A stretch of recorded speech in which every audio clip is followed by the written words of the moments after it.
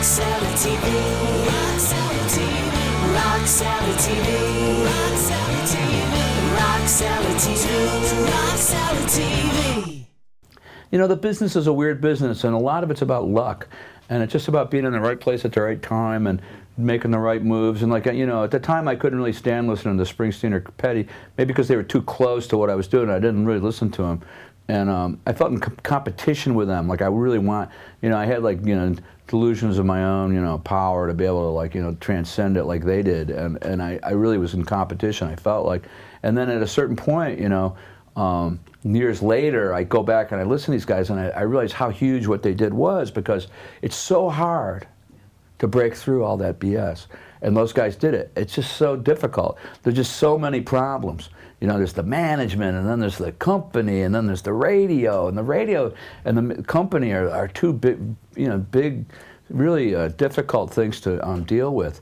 And, you know, the company has to be on your side. You have to have a manager that is on your side. And like if you look at all the big music acts, all of them, they all have a great manager. The Who had Lambert and Snap.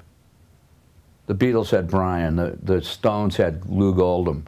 You know, Elvis Costello had Jake Riviera, so did Nick.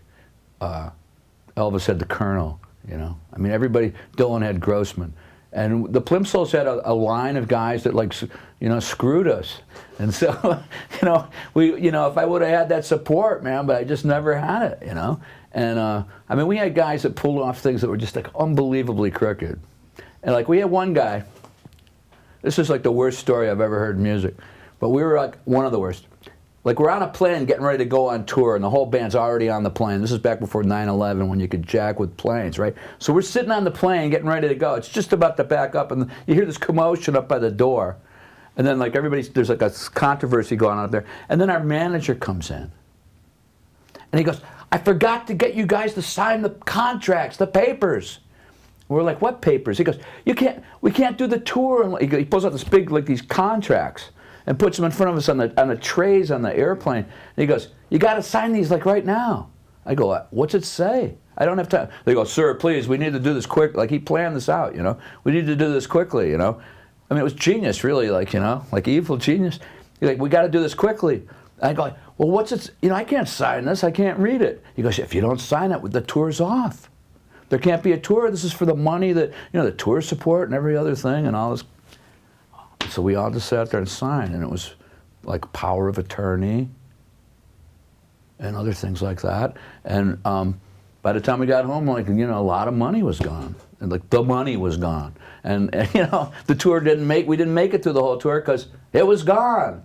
And we had a lot of problems like that. And when you have those kind of problems,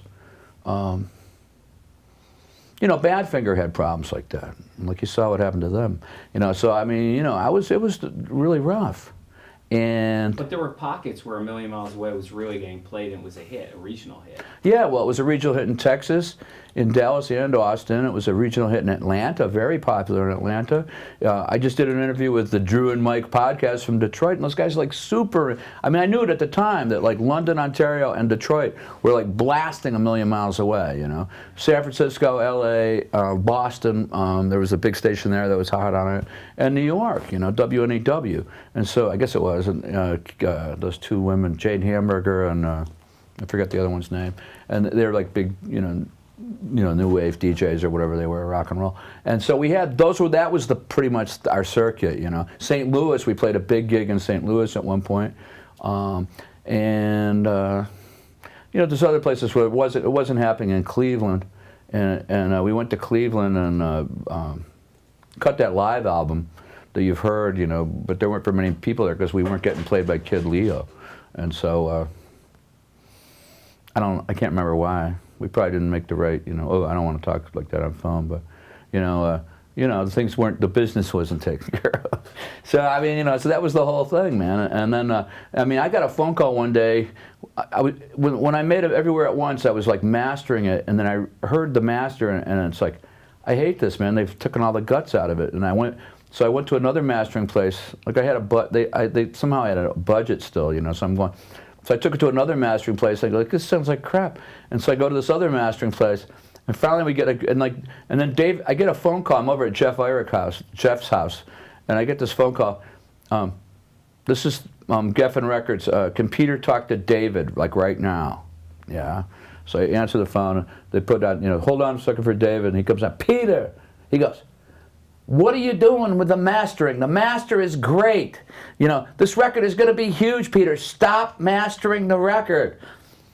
And, mastering is like another mix for people that don't know. It's like the last process. You go from the tape to the disc, to the vinyl. And he's like, we're going to sell millions. This is like the phone call everybody in LA wanted, right? Peter, you're going to be a huge star. We're going to sell millions of this thing. Now stop mastering it. And then there were a lot of problems, after that. And I ran into David Geffen over at this record company, and he comes up to me and he goes, this is like after the record. He goes, Peter, what happened? I go, what happened? You're asking me what happened? You're David Geffen. You tell me what happened, man. We all laughed, but I mean, wasn't that funny, really? Wow. So, because there were a lot of different problems. If you read the book, Hitmen, you get an insight into what was happening at that exact moment in the record business. Rock Cellar TV, Rock Cellar TV, Rock Cellar TV, Rock Cellar TV, Rock Cellar TV, Rock Cellar TV.